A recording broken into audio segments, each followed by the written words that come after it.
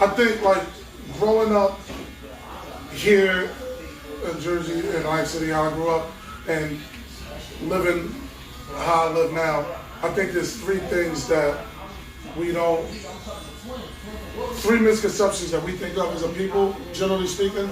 That I think if people change their way of thinking on that, they can build wealth easier and faster and more predictably. One, first, they feel like they have to understand and know about the stock market in order to invest in it. Or they feel like they have to have a lot of money to be able to invest in the stock market. They feel like they have to make money in it. And what happens is you end up delaying it either until you feel like you got a lot of money, which sometimes is never, or you end up delaying it until you feel like you're smart enough to jump in, right? And both of those things, you might end up waiting until you're 30, 35, 40 before you jump in. And the number one most important thing about investing is time. The longer that you can let the money percolate for, the chances of your outcome being good and the chances of you making a lot of money. And people can invest in $50 a month. You don't have to come, people always be like, yo, I don't got enough money to rock with you. And I'll be like, damn, you ain't got $50. You know what I'm saying? Now mind you, $50 ain't gonna make you a millionaire, but it's gonna grow and it's gonna be more money than what that $50 is. So anybody in this room should be buying. People talk about stocks, right? And they talk about individual companies when they want to talk about stocks. And I'm gonna buy Amazon, I'm gonna buy Google, I'm gonna buy Nike, all that. We shouldn't be worried about that. There's these things called either mutual funds or ETFs, where if you buy it for like say $50 or $100, that already got all 500 biggest companies in the United States in it. Okay. Right. So when you buy it, you buy in the United States economy. Right. You ain't buying just one company. You're buying the United States economy. And as long as the United States economy is growing, You growing. you grow. You $50 growing. Right? Now some companies are gonna do good, some companies are gonna do bad at 500, but generally speaking, the whole United States economy is gonna move forward. You know what I'm saying? And that's the simplest, easiest way to jump in and start making bread. And then you don't gotta worry about studying nothing. You ain't gotta worry about, like, you know when the country's in a recession. You know what I'm saying? So you're like, oh, shit ain't going well right now. And then you can probably see that reflected in your investments. And you know when the company is popping. And you can see that in your investments. And that'll keep people from doing two things. One, making bad mistakes and picking bad companies. There's 6,000 companies out there. How do you know which one is the right one to pick? Just buy all 500 are the biggest ones. It's cheap. It's inexpensive. You can jump in for $50 to $100 a month and let that thing sit. So when you jump in for $100 a month, how long you have to sit for you to see something? That's a great question. And the second thing about our community that I want people to change their way of thinking. We come from a flip culture, right? We think flips, right? Whether it come from either we hustled, our family hustled, we get it, right? So we think, how can I turn this 50 to 100 real quick, right? Now I need to turn 100 to 2. Now I need to turn 2 to 4, right? Well, those type of really fast returns are very, very, very unrealistic and very risky. They're possible, but the people who do it successfully and consistently, that's why they're the legends. Because it's very, very, very difficult to do. It's very difficult to flip anything consistently over and over and over again without even losing all your money over again.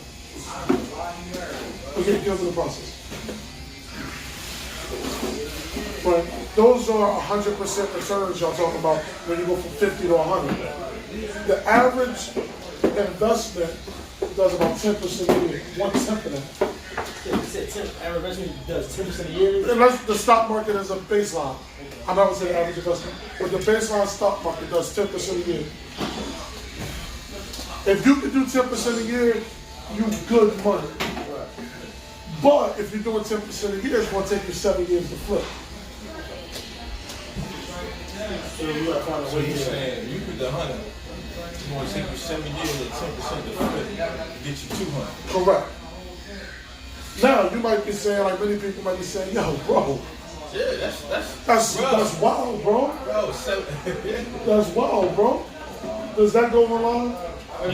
Come out. That's very, very good. Thank you very much.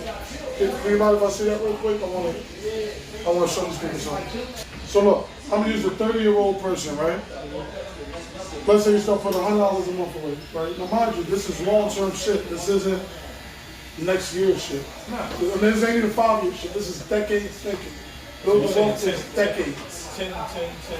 10-year blocks, right? So let's say you put that money away. You wake up, you're about to retire, right? You're 65 years old. That money would have been, you would have put away $42,000 that you would have put cash. Your money. Your money. For $100 a month, 35 years, 30 to 65. You would have put away 42 grand, right? You get a 10% return, that ends up being 330. You turn 42 into 330. Now, mind you, that's at 100. All right, so in 30 years, you turn your 42 investments you put into something. In the 330. 330,000. Right. That's at $100. And so you can take your money out any given time. Yeah, but Now, if you don't let it percolate, it won't It's keep gonna percolating. percolate. So you saying it's percolating every time you put your $100, even though that last $100 ain't taking all that time. You understand what I'm saying? Right, exactly. Like every new, the first 100 has more time to percolate than your last 100, right? Now, mind you, if you would have put, let's just say if you had 40, let's say if you had 10 grand right now, and you're doing it at one time. And just let it sit. Matter of fact, let's say if you had, all right, yeah, and just let it sit. So now we had 10 grand one time, we just let it sit, right? For the 35. Now you would be at 606,000. you put 10 million at one time. Yeah, 10 grand, huh? Boom. So you said you put 10 grand right now. Right now, boom, 10 grand. And then And just let it 35 years, percolate. 35, let it percolate. If you retire at 65, you're almost $1 million. When I tell you,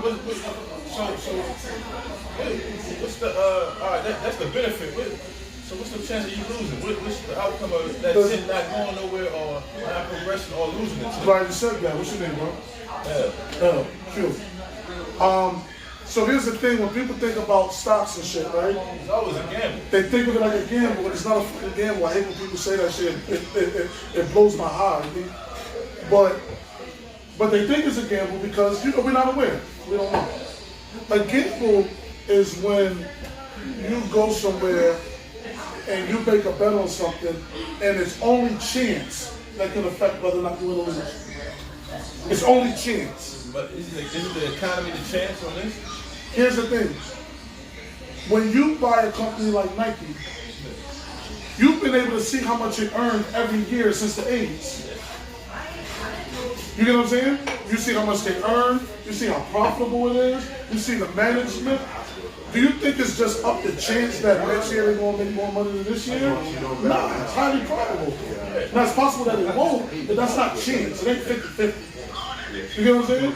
As you track on your show. As a track record show. You look at a company like Apple, right? Do you think Apple will make more money next year than last year? Hell yeah. You get 1 million people on Netflix when Netflix was $7.99. I own Netflix. Netflix say they're going to move the rate up from $7.99 to $8.99. Do you think Netflix is going to make more money this year than last year? Hell yeah. So Netflix now charges $17.99 a month. I put $5,000 into Netflix maybe 6 years ago.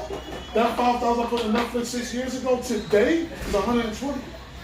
So, all right, damn, you did that. Yeah. Now I would tell you to do that. No, I'm not saying that. So now you go cash out shit 120 right If I now. want, yeah.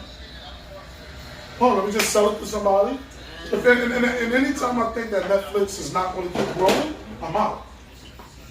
So the minute that I see like for example, I saw some of my Netflix when Disney came out with Disney Plus. Yeah. I was like, yo, they come in that Netflix store. Let me sell something on Netflix. You know what I'm saying? But I do that because this is what I do. I'm not telling people in this room to do that because you're not going to spend 80 hours a week. You're not, you know what I mean? Like studying the stock market. Like this is all I do. And here's how you can think of the U.S. economy. There's more people, generally speaking, being born or dying in the U.S. Is it growing or is it shrinking? It's growing. It's growing, right? And generally speaking, the U.S. economy, is it growing or is it shrinking? It's growing. So in 10 years from now, do you think more people is going to be paying for services? More people will be paying for lights. More people will be paying for apps. More people will be paying for nuggets. That's the economy. You get what I'm saying? You may not know the company, but if you own the whole U.S. economy and more people are being born to spend money, then how else could the U.S. economy run? Hey, can I ask you a question? You ever think that virtual currency is ever going to be a big thing? There's Virtual currency is currency. Just like you said, the A-coin and all of that. There's two questions. There's two questions that people ask when they ask that. I want to make sure I answer both of them because I don't know which way you're asking. Do I think that blockchain technology and cryptocurrency is going to be a thing? Answer is yes. I don't think it's ever going to go away. I think it's going to fundamentally change the way companies do business and the world works, just like the internet did. People always say, well, shit, should I invest in Bitcoin or whatever? Right? And my answer to that is no. Just because you know a technology or something or an industry is going to change the world, don't mean you know what application of that is going to benefit the most from it. So I'll give you an example. Back in the 1990s, everybody knew the internet was going to be what it is today, right? But if you would have invested in any of those companies that was frontline in the 90s, anything but Amazon, you'd be broke. Remember AskJeeves? Yeah, remember all that? So you know the internet's coming. You just don't know what specific company is going to be the one that benefits. Right? The same thing with weed. Everybody be like, weed coming. We should get weed stopped. Yeah, weed's coming. But which one? There's 100,000 of them. It's going to be more. And because you don't know what companies is going to go under, what's got bad management, who's greedy, what's the scandal going to be, you get what I'm saying? You don't know. Like Yahoo didn't know that Google was around the corner. You get what I'm saying? Yeah, right. I said that was a good answer. So, you know, so when you get into those games, what you end up getting into is high risk, high reward. The people who do it right is like the person at the blackjack table that's hot. You know what I'm saying? But then you go to that same blackjack table and you lose. You lose, yeah. So I tell my people, especially before you got money, like I got clients that it's like, okay, it's time for Bitcoin, right? But those clients, if they lost the whole 100,000 they put in Bitcoin, they wouldn't win. I'm about to get my haircut. You get what I'm saying? But if you lost your 20,000 that you put in Bitcoin, you might feel sick. So don't even go that high risk route. What's up, I know a lot of people that's like considering doing that though. Right. We all as people, we trying to find the flips, When are you going to go? and we're not patient. And one of the reasons why we're not patient as a people is because we fucked up all here. Alright, well, give me. And we're tired of being fucked up and we're trying to get out of When I here. get out the chair, I'm going to But tell you how to do it. that forces us to make bad decisions. It's like when you want to tilt a poker, you play poker? It's sports bet, though. Nah. But it's like if you play poker and you start losing money, you get on tilt, now you start aggressively betting to try to make the money back, even though the odds are against you, and you end up losing all your money. That's what we do in life as a people. We like, we already behind the 8 ball, bills fucked up, boom, I got a quick $3 grand, let me try to go flip this way. And it never works. As opposed to just be patient and being like, I know that the U.S. economy is going to grow. It might grow slow, but I know it's going to grow.